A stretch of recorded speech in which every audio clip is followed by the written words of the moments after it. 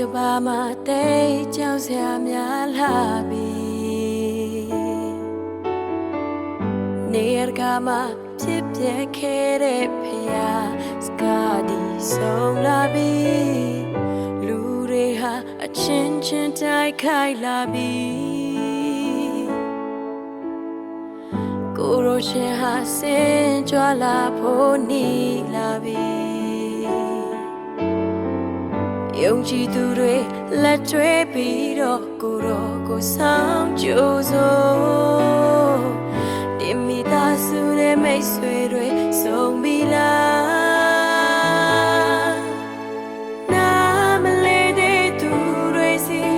ကိုရောရဲ့ချစ်ချင်းတရားကိုဝေငှလိုက်ပါအချိန်မရှိတော့ဘူး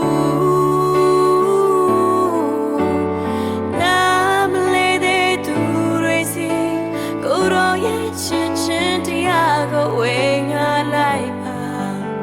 အချိန်ဟမ်းရှိတော့လို့ပါ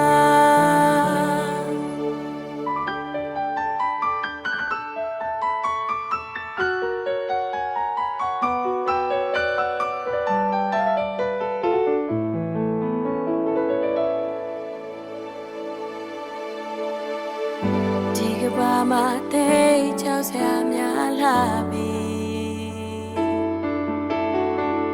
နေရကမှာဖြစ်ပြခဲ့တဲ့ဖယားစကားဒီဆုံးလာပြီ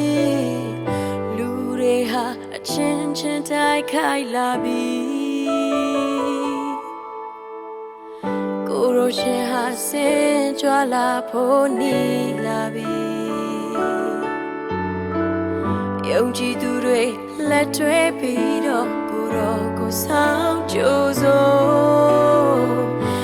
မိသားစုနဲ့မိတ်ဆွေတွေဆုံးပြီလား